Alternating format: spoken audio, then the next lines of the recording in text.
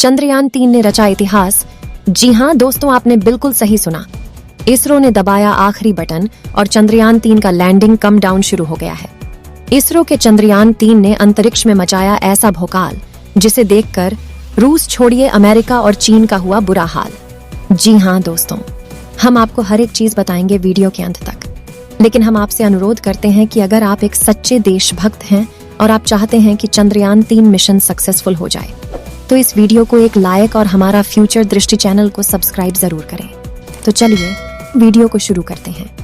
भारत के महत्वाकांक्षी moon mission के तहत चंद्रयान-3 चांद की 5वीं और अंतिम कक्षा में सफलतापूर्वक प्रवेश कर गया है। 17 अगस्त की दोपहर करीब 1 बजे प्रोपल्शन मॉड्यूल और विक्रम लैंडर अलग हो गए हैं। यानी अब चांद पर भारत के चंद्रयान-3 की लैंडिंग बस कुछ ही दिन दूर है। चंद्रयान-3 की लैंडिंग के लिए 16 अगस्त की सुबह चांद की 5वीं कक्षा में पहुंच गया। सिर्फ 1 मिनट के लिए इंजन को ऑन किया गया था। उसके बाद वह 153 किलोमीटर इंटू 163 किलोमीटर की ऑर्बिट में घूम रहा था। इससे पहले चंद्रयान 150 किलोमीटर इंटू 177 किलोमीटर की ऑर्बिट में था। ये बात 14 अगस्त 2023 की है।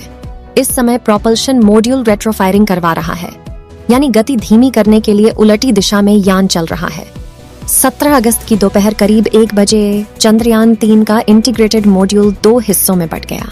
इसका एक हिस्सा है प्रोपल्शन मॉड्यूल और दूसरा हिस्सा है लैंडर मॉड्यूल।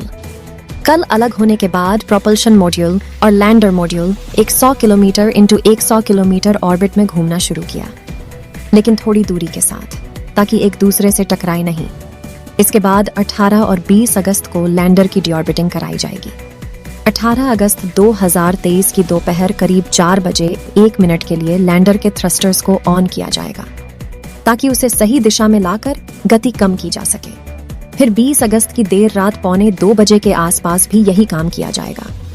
अब चंद्रयान-3 से संबंधित 5 चरण पूरे हो चुके हैं। 5वां चरण था प्रोपल्शन और लैंडर मॉड्यूल का अलग होना था। फिर 23 तारीख की शाम 5:45 बजे लैंडिंग कराई जाएगी। यह 8वां चरण होगा। लैंडिंग के समय काफी धूल उड़ने की आशंका है, इसलिए धूल के छटने तक लैंडर से रोवर बाहर नहीं आएगा। इसके बाद 9वें चरण में रोवर लैंडर के पेट से बाहर निकलेगा। बाहर निकलने के बाद रोवर प्रज्ञान लगातार लैंडर के आसपास के इलाके की जांच करेगा। जांच करने के बाद वह लगातार अपना डेटा विक्रम लैंडर को भेजेगा।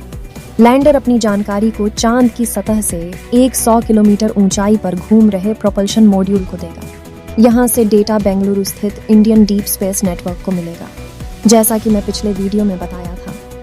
मजेदार बात यह है कि चंद्रयान-3 जब चांद की सतह पर चलेगा, तब उसके पहियों में बनाए गए खास खांचों से जमीन पर राष्ट्रीय चिन्ह और इसरो का लोगो बनता रहेगा। बेंगलुरु में मौजूद centre ISRO telemetry tracking and command network IS track के मिशन ऑपरेशंस कॉम्प्लेक्स MOX से लगातार चंद्रयान-3 की सेहत पर नजर रखी जा रही है। फिलहाल चंद्रयान-3 के सभी यंत्र सही तरीके से काम कर रहे हैं।